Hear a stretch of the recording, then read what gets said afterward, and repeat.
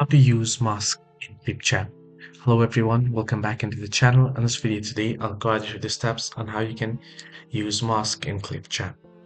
Well, first things first, you want to head over to the project that you wish to add the mask on, and then tap on import media and import the file.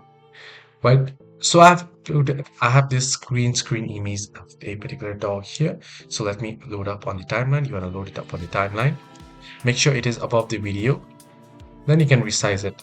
Now I'll be resizing it later.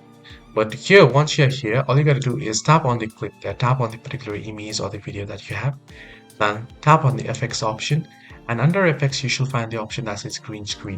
Now here you'll have to understand ClipChamp doesn't offer any effect or any mask effects option.